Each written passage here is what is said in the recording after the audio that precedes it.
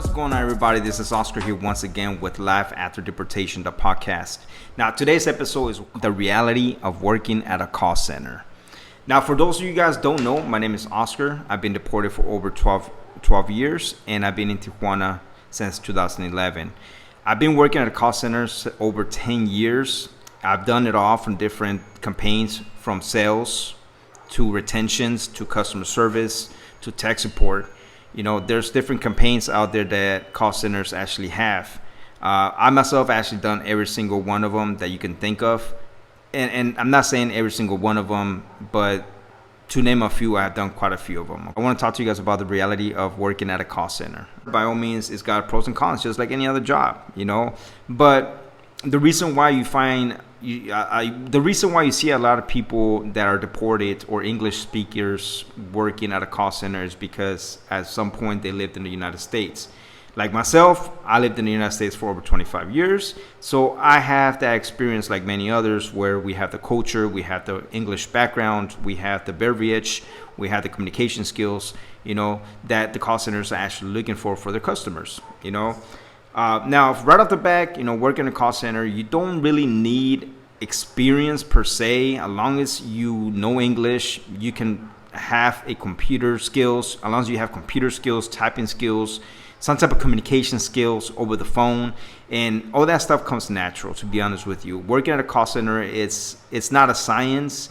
It's not rocket science to get hired at a call center. Of course, as competition gets tougher and tougher, you know, you may, bid on different jobs, that have better pay or better hours, But the hiring process at a call center is very simple, very straightforward. You have your interview, you have your typing skills test, you have a communication with the hiring recruiter, and then you have, another interview with the manager or the supervisor of that campaign or whatnot, okay?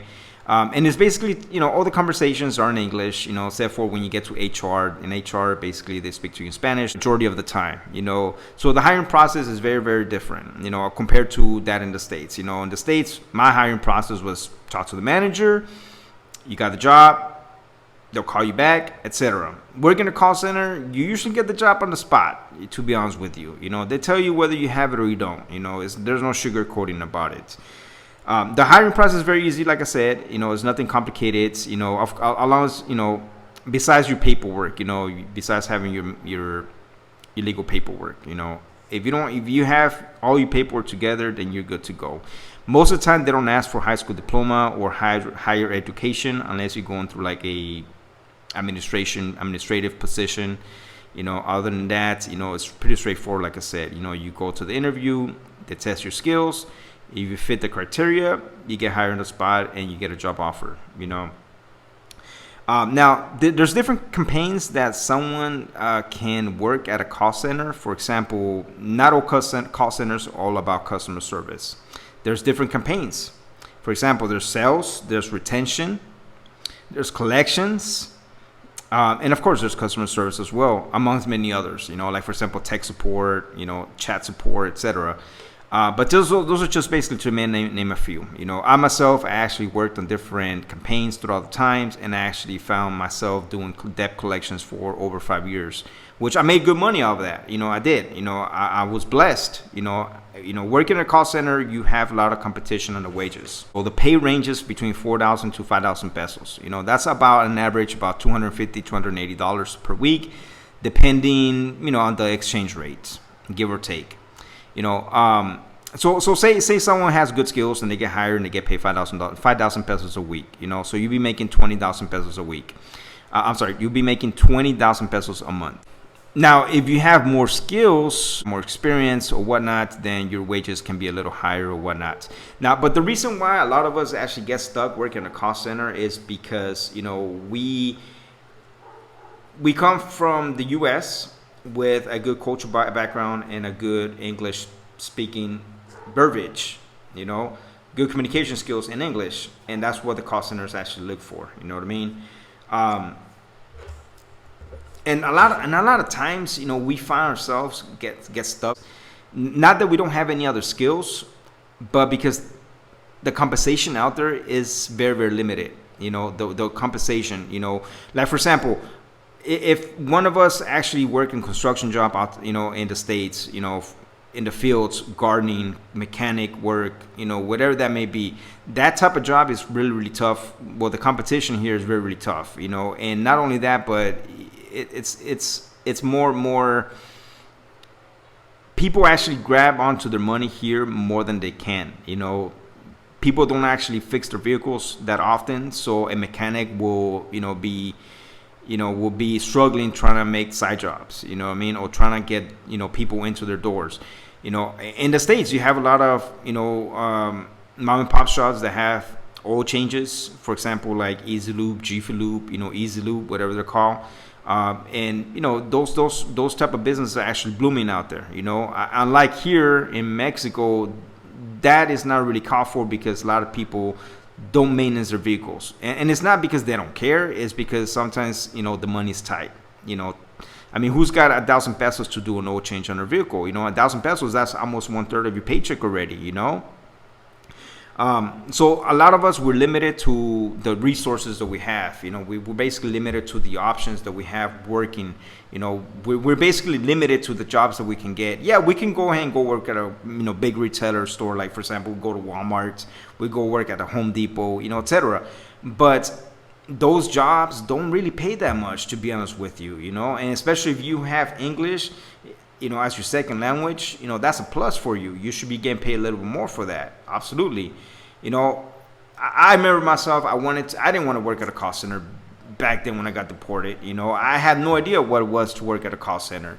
So I actually wanted to work at a mechanic shop, but because they weren't hiring, I wasn't able to continue working as a mechanic. That's what I did in the States. I had my own mechanic shop. I worked for a major retailer for auto parts store. I was a manager for auto parts stores back in the day, and I had my own business. I had my own mobile mechanic. But when I got here, I thought, I was like, cool. I'm gonna, I have the skills to fix vehicles. I can get myself back on the road and get back on my feet, working for myself. But little did I know that a lot of people ain't willing to pay that much money for an oil change. A lot of people ain't trying to make, pay 500 pesos for a brake job. So the compensation was very minimal. And I also, I actually tried working for a grocery store as well because I didn't want to sit behind the desk, all day long. I didn't want to sit behind the desk. My environment was outdoors. I wanted to be outdoors. I wanted to be under the sun. I wanted to be sweating. I wanted to feel the sun. So I wanted to be moving around, physically. I didn't want to sit behind the desk like I was telling you, like I'm saying. And I tried working at a grocery store, and unfortunately, because I had tattoos, because I was deported, I didn't qualify for that job. Now fast forward 10 years later, that major retailer is now actually looking for deportees that actually can speak very good English. But then again, you look at the income, the wages that they're actually paying. For example, working at a Walmart, working at a Calimax, working at a grocery store, working at the auto parts store here, the compensation is not that great compared to working at a call center. A big example, I tried applying for Walmart, and they were actually paying 2,500 pesos for cashier stalkers, and that's your average wages here. But because I spoke English, they were looking for English speakers, cashiers, and stalkers to help the customers, because there's a lot of Americans coming to Mexico now, so they were actually starting to see the bigger picture. Hey, we need cashiers, we need stalkers that are actually bilingual, but the compensation wasn't that great. The bonus for you speaking English was only 500 pesos a week, which is like 25, 30 bucks, So as you can see, am I going to earn 3,500 pesos a week for working at Walmart, or am I going to get paid 5,000 pesos plus a commission, working at a call center? That's a 2,000 peso difference, absolutely. So yeah, you do the math there. So this is why we actually get stuck working at a call center, because our wage competition, it's not that great. It's not that open. It's not that broad for us. It's not that market is not that open for deportees working at a regular retail store. Like I said, Walmart, Coppel, Soriana, Calimax, to name a few. There's many other ones out there.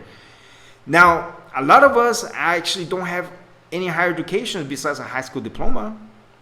You know, all we do is we get deported. We did the best we could do in the States because, let's face it, gardening someone's lawn in the States actually made money. Changing someone's oil changes in the States actually made money. You know, doing construction actually made money in the States. You know, here there's a lot of competition because there's not that many jobs. You know what I mean? Know what I'm getting to? This is why someone's actually willing to work for 2,000 pesos a week, doing side jobs, doing construction work, doing gardening work. You know, because that's all the skills that they have. You know, and they can't go work at a call center, you know.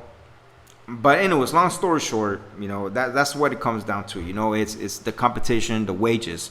Now, call centers nowadays actually have revamped their wages, and I have seen a lot of competition with call centers, in between call centers, as far as, you know, their weekly salary.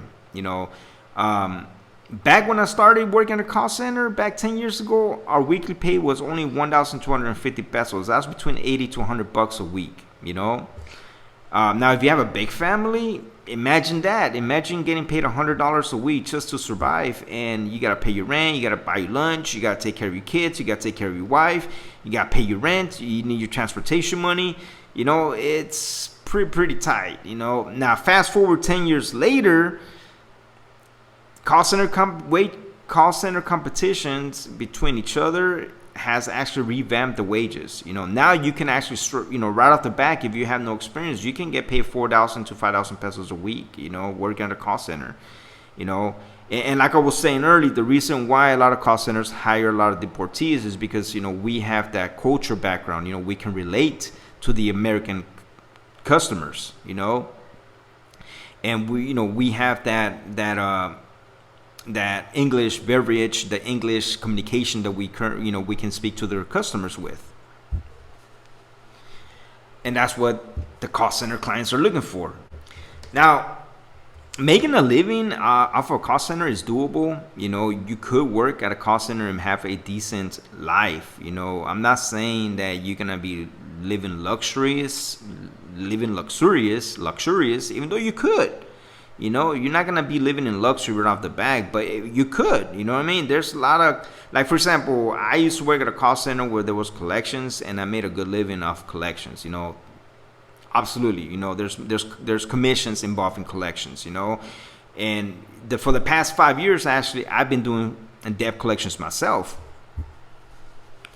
You know, and because of the company, you know, and not only I was getting a weekly salary, but I was also getting monthly commissions, and those monthly commissions were like $1,000, $1,500, you know. So I made a good living, you know what I mean? I did make a good living working at a call center, and, you know, working as a debt collector and getting commissions, you know, getting my weekly wages plus my commissions in the other month. You know, I was able to do a lot of things. You know, I was able to buy a house, you know, I was able to buy a car for my wife, you know, I was able to do a lot of things, you know, and that's the reason why we actually get stuck working a call center, because, you know, the competition, the wage competition, the wage ratio between working at a local grocery store, etc., you know, it's better to work at a call center.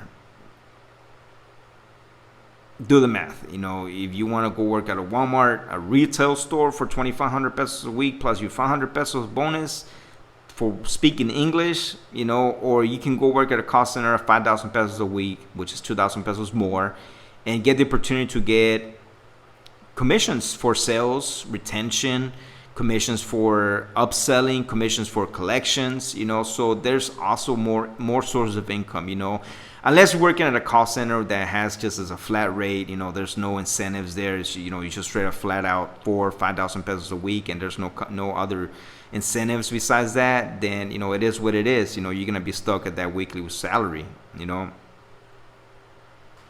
You know, but now working at a call center is not bad, to be honest with you. Of course, there's a lot of politics, there's a lot of stuff that goes within, and, you know, that's like any other job. You know, you're gonna have metrics, you're gonna have your KPIs, you know, you're gonna have, you know, goals to hit, and then you have your QA quality. If your phone call's good, if it's not good, you're gonna get deducted for this, you're gonna get deducted for that. If you didn't close the call right, or if you didn't open the call right, you're gonna get deducted for that, etc. So that's internal, that's within the campaign, that's within the call center itself. I mean, the best thing I can tell you is just do your job right and learn the ropes. But other than that, that's why we get stuck working the call centers, because at the end of the day, that's all we can do. Now, if you flip that coin, there's a lot of us that actually don't want to get stuck at a call center. There's a lot of us that actually go for a higher education. I have friends that actually went to school, became teachers, they became lawyers, they became police officers, after a certain time. They were able to do that, So long story short, we're not limited to just working at a call center. It just depends on oneself. It just depends on you whether you want to be stuck at working at a call center. And I'm not saying getting stuck as in it's a bad thing. It's not a bad thing being stuck working at a call center, because like I say, you can make a good career out of it. I have a good friend of mine that actually started as a call center agent, and now he's a vice president of a company of that call center. You know what I mean? Of course, he had to work himself through school. He had to actually get the administration. He had to get his bachelor's. He had to get his college degree. He actually had to put in some work to get where he's at. So you're not limited to. That's what I'm trying to say. You're not limited to working at a call center. But if you do want to make more money than working at a regular retail store, then the call center probably is your best option, especially if you're deported and you have real good English, Another good point as to why we stay at our call centers is because we're amongst our people. We're among our people that we used to hang out with in the States. We could be from the same neighborhood. We could be from the same town. Most of us sometimes went to the same school together, so that's where we're amongst our peoples. We communicate with each other. We know our struggles. We know, the things that we go with, the things that we struggle with each other. We have that brotherhood, that sisterhood, whatever you want to call it. We have that, that connection, if you will, things, for example, transportation, not right off the bat, you're not going to have four wheels, right off the bat. So a lot of times we have to rely on public transportation. And how do you know how to get around? By, word of mouth. You start asking, you start communicating with amongst each other, Call center, we're like a community within itself, because we help each other out, whether it be transportation, food, a place to live, how to pay the bills, how to take care of stuff. We help each other out amongst the call. At the end of the day, that's what it is. We're a community. We're a bunch of deportees, a bunch of people that used to live in the United States. And, by God's grace, we're here in Mexico now, trying to make the best out of our second chance. And at the end of the day, that's what it comes down to, not being limited to what the situation that you're in. You're not limited to, okay, I'm deported. I don't know what to do. I don't know what I'm going to do. Yeah, you may think you don't know what to do or where to start, and that's totally fine.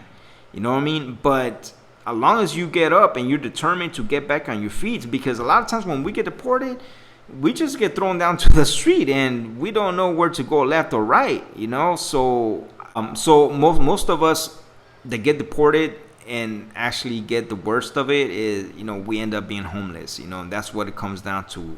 It's getting that support, and I've met a lot of people that actually were deported and right off the bat with nothing in our pockets, no luggage, no money, no ID, no phone. What do you do when you come to a foreign country? You find your people. You recognize who's who. You're talking, and one person leads you to another thing. In a good way.